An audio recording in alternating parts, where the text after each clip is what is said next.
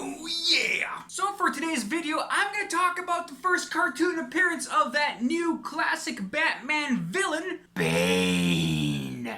Yes indeed! So alright, let's go! Alright! So, my boss Rupert Thorne has hired a professional bad guy named Bane for a very special assignment. What is the assignment, you ask? Well, it's to take Batman out of the picture, of course. And man, this Bane guy is totally huge, man. Super strong, super smart. Oi, this is shaping up to be quite the heavyweight bout. Bane's plan is to study Batman, find his weaknesses, and then break him like a twig. And luckily, Killer Croc is out on the loose with Batman in hot pursuit. So this is a perfect opportunity for Bane to study Batman in action. So, as Batman and Robin are stopping Croc's robbery heist thingy, Bane juices up on some strength concoction and beats the crap out of Killer Croc. Which, I tells you, man, I tell you, this is no small feat. Like, Killer Croc himself is a monster. Well, you know, figuratively and, well, yeah, I guess literally. Like, Batman has a crazy hard time with this guy, man, but Bane just bam, bam, done. And for good measure, and I guess for spite, Bane smashes the Batmobile with his bare hands. Crazy, right? So Batman visits Croc in the prison hospital and tries to get some clues about this super strong guy. And everything Croc said got Batman remembering about some lab experiments in Peñadero prison in Cuba. Cause obviously, right? What else would you think about? It's a prison for people with life sentences. They'll never get out of there. Well, except for, I guess, one guy 3 years ago. Conveniently enough. And even more conveniently, that one person was part of Project Gilgamesh. In essence, it was similar to Captain America getting bulked up with super soldier serum, but in this case, they also added nose candy and steroids to the serum. So this guy's totally jacked! Meanwhile, while Batman was tracking down Thorne's secretary and Bane's new girlfriend, Candace, Bane captures Robin and sets up a bat trap on a boat, which of course catches a bat.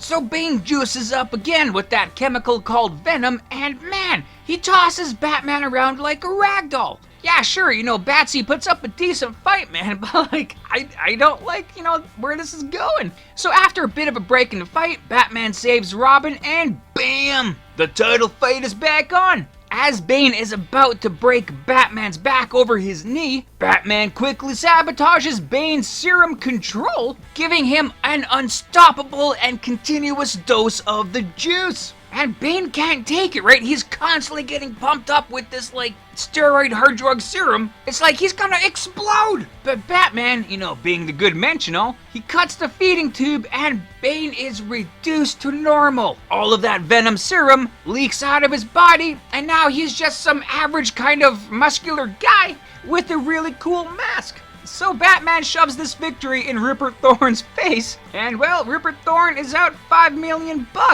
But Bane's out of the picture, and Batman's safe for another day.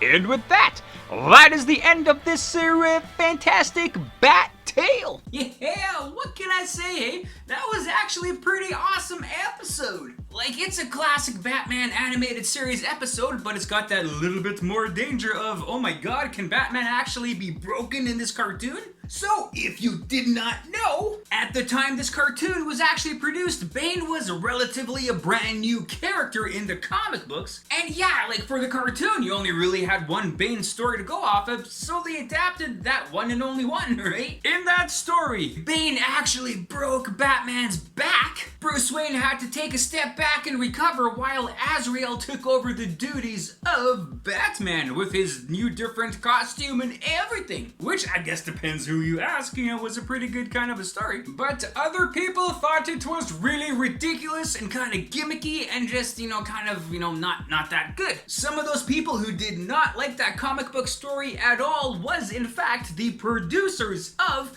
Batman the Animated Series. So when they were making this episode, they were like, you know what, we'll kind of follow the story along, you know, to a degree, but at the end, we're not gonna bring in Azrael to be Batman. We're not gonna break Batman's back. Screw that stuff, right? Yeah, sure, Batman will be tossed around a bit, but he's gonna win pretty easy in the end. And that's exactly what they did. But I gotta say, I'm not sure how much I agree with them. To a degree I do, but I think they could have made the story in a two-part kind of episode kind of going on, right? The first part being basically exactly this episode here, except for at the end, Bane does actually injure Batman. Maybe not necessarily break his back. In the second part, you really could have showcased more of Batman's will and determination of getting back on the scene at 100%, like we've seen stuff like that happen already in this animated series. There was that episode called Blind as a Bat where Batman was actually blind and he had to get some technology to give him like sonar vision, right? Like a similar thing could have been done here. He could have got a bat exoskeleton that kind of looked like Azrael's kind of armor, but maybe not quite. And he could have finished Bane off in the same fashion. But that's all a moot point because the producers said no. And it's like 30 years later, so what do I know? But even for the end, like the absolute humiliation of Bane, I thought that was a bit too much, right? Like you do get other characters who get defeated, they just get tossed in jail, they don't get like dragged around and paraded around, like, look at the guy I just beat, I thought they did Bane kind of dirty at the end there, a little bit. It seemed a bit much. Maybe I'm wrong, but I don't know. Like, it is pretty cool that we still do see Bane once in a while in this DC animated universe, in different shows like the Superman show, Batman Beyond, stuff like that. So at least he's still kicking around. He's not completely defeated. But still, man, like I say, this is actually a pretty awesome episode. Like, Bane is actually like a pretty awesome character, what he's capable of doing, how smart he is and all that kind of stuff. So all in all, man, I still give this one 2 thumbs up, or whatever. And let us see now what else we can find out about Bane and all that stuff here. Yeah! So let's go back to the very beginning. So, Bane first appeared in Batman, Vengeance of Bane, #1 in 1993. And for reference, this featured episode was released in 1994. So yeah, man, brand new character, right? So the origin story of Bane is not that different from comic to cartoon, just some small differences kind of here and there. In the cartoon, Bane was imprisoned in Penadero prison in Cuba, but in the comics, he was born and raised in Penadero prison in Santa Prisca, some small island country in the Caribbean Sea, so not that much of a difference there, right? The whole Bane versus Batman story was, for the most part, not that much different, minus a whole bunch of things. But the things that they kept were pretty much the same. Bane did study Batman to learn his styles. In the cartoon, it wasn't really shown how exactly he did it, only really with that fight with Killer Croc. But in the cartoon, all that studying of Batman was kind of done off-scene, and we just knew that it happened. But in the comic book story, Bane studied Batman by creating a mass escape event at Arkham Asylum. Having all of these villains escape out in the open, Batman has to try to bring them back in, and Batman fighting all these villains gave Bane ample learning time. Other similar things was, in the comics and the cartoon, Bane did fight Killer Croc, and Bane did capture Robin. At the end of the episode, Bane and Batman fought where, Batman was still in pretty good shape, and when Bane attempted to break Batman's back, obviously he didn't. Batman damaged Bane's Venom controller. But in the comics, quite a different story. After fighting all of those villains that were escaped from Arkham Asylum, Batman was too incredibly mentally and physically exhausted to do anything. So Bane had a really easy time beating Batman, and this time he did indeed break Batman's back.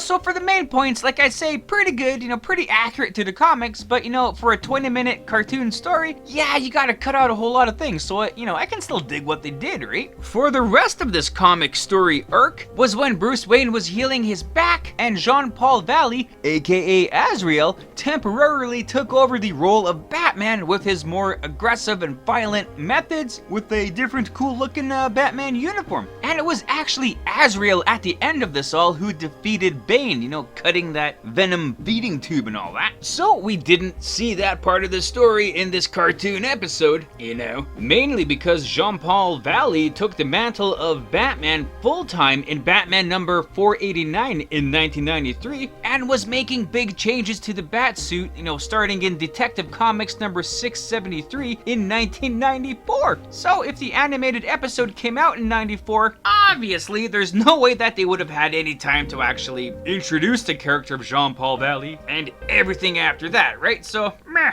We did eventually get to see Bane in live action with that, really unforgettable movie, Batman and Robin in 1997, where Bane was reduced to nothing more than a mindless muscle for hire and not the super intellect, interesting character that he is. And, hey, like just... oh god, just a terrible disservice to the character, man. But at least we got a better movie version of Bane in The Dark Knight Rises, so that's hip. And of course, many other versions of Bane here and there, so I'm sure we'll see a whole lot more of him. But yeah, man, pretty much all I got for this, guys, so we're with this, that, those, and the other things, I guess.